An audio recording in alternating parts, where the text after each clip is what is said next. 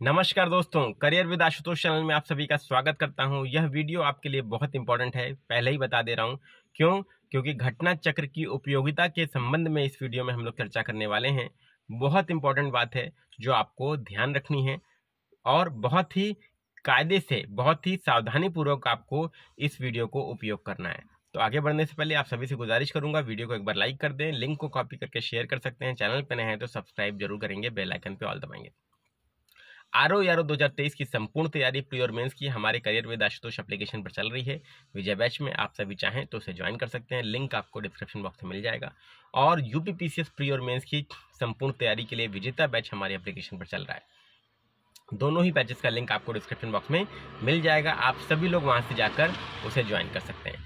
इसके अलावा दोस्तों, महत्वपूर्ण सूचना यह है जो आपको ध्यान रखना है कि घटना चक्र को कैसे यूटिलाइज करें आरओ 2023 की परीक्षा के लिए जो री एग्जाम होना है, और यूपीपीसीएस 2024 की परीक्षा के लिए जो आपके लिए सबसे ज्यादा इंपॉर्टेंट है। तो इसी संबंध में दोस्तों ये वीडियो है। अब देखिए, घटना चक्र को उपयोग कैसे करना है, ये एक बहुत बड़ा क्वेश्चन है जो छात्र जिसके बारे में अभी भी भ्रमित फील कर रहे हैं। तो दोस्तों देखिए, एक बात मैं आपको बता दूं, घटना चक्र आप अगर लगाना चाह रहे हैं तो आप लगा सकते हैं।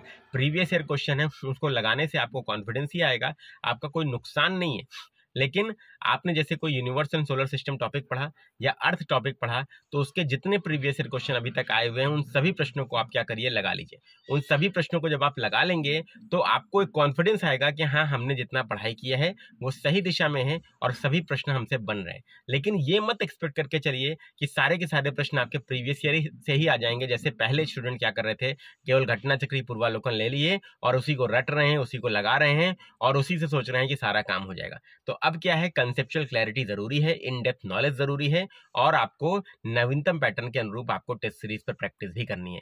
ये बात याद रखिएगा। तो एनसीईआरटीज की बात करें तो एनसीईआरटीज कौन कौन सी लगाएं, तो ज्योग्राफी के लिए कम से कम 2 एनसीईआरटीज, भारत भौतिक भूगोल और भौतिक भूगोल के सिद्धांत मैंने आपको बताया है, 11वीं क्लास की 2 एनसीईआरटीज हैं। इसके अलावा स्पेक्ट्रम मॉडर्न हिस्ट्री के लिए जरूर से पढ़ लीजिए, लक्ष्मीकांत पॉलिटी के लिए जरूर से पढ़ लीजिए, 6 से 10 की एनसीईआरटी साइंस के लिए पढ़ लीजिए, और इकोनॉमी के लिए कक्षा 11 की 11th क्लास की इंडियन इकोनॉमिक डेवलपमेंट, भारत का आर्थिक विकास एनसीईआरटी जरूर पढ़ लीजिए। इसके अलावा बजट और आर्थिक सर्वेक्षण और योजनाएं से इकोनॉमी का काम आपका हो जाएगा। ठीक है। एंशिएंट और मेडिवल हिस्ट्री के लिए आप आर एस शर्मा और सतीश चंद्रा की एनसीईआरटी पुरानी वाली पढ़ें। इतना दोस्तों आप सबको करना चाहिए। एक बार, अभी आपके पास समय है, अभी आपके पास डेट नहीं है, अभी आपके ऊपर दबाव नहीं है। जिस दिन डेट आ जाएगी उस दिन आपके सर पे बम फूट जाएगा और आप लगातार जो है फिर प्री के लिए ही ना चाहते हुए भी अपने आप को ले जाएंगे, पढ़ाई उसी के लिए करेंगे। तो अभी आपके पास समय है, अभी आप इन बुक्स को, एनसीईआरटीज को पढ़ लीजिए। क्यों? क्योंकि देखिए, प्री का पेपर तो जीएस का टफ आता ही है आरओ में, मेंस का पेपर भी प्री की तुलना में और भी ज्यादा गैर परंपरागत और टफ होता है। तो ये बात ध्यान रखिएगा, अब केवल प्री निकालने से आपको मेडल नहीं मिलेगा, आपको मेंस की परीक्षा भी उत्तीर्ण करनी है। तो इस आपको क्या करना है, आपको स्टैंडर्ड बुक्स और रिसोर्सेस करने हैं। और मैंने 11 फरवरी के पेपर का एनालिसिस सोल्यूशन है, यूट्यूब पर वीडियो के माध्यम से आप देख सकते हैं। मैंने उसमें बताया है, स्पेक्ट्रम से सीधे प्रश्न आए हैं, लक्ष्मीकांत से सीधे प्रश्न आए हैं, एनसीईआरटी से सीधे प्रश्न आए हैं। और अगर आप उसके बाद भी अगर आप नहीं पढ़ रहे हैं इन बुक को, तो आप जब पेपर देंगे, री एग्जाम देंगे, जो आपका अगस्त में होना प्रस्तावित है या जुलाई में जो पीसीएस की परीक्षा देंगे, तो उसके बाद आपको अफसोस हो सकता है। ठीक है दोस्तों, तो मेरा सजेशन ये है कि एनसीईआरटी स्टैंडर्ड बुक्स जरूर पढ़िए, घटना लगाइए केवल कॉन्फिडेंस के लिए, केवल उसी को लेकर रटना नहीं है कि उसी से पेपर आ जाएगा। टेस्ट सीरीज भी लगाना है। घटना चक्र का रोल एकदम लिमिटेड है, याद रखिएगा। प्रीवियस ईयर क्वेश्चन का पूरा उस पर निर्भरता नहीं रखनी है, ये बात ध्यान रखिएगा। अगर आप अच्छी तैयारी करेंगे तभी सिलेक्शन होगा। जो नया पैटर्न है वो conceptual knowledge, conceptual clarity, in depth knowledge और डिटेल स्टडी की रिक्वायरमेंट रखता है। तो ये तीनों चीजें अगर आप करेंगे तो निश्चित रूप से आप सभी लोग आरओ का री एग्जाम और यूपीपीसीएस का एग्जाम क्लियर कर सकते हैं दोस्तों, उसमें कोई दो राय नहीं है। ठीक है।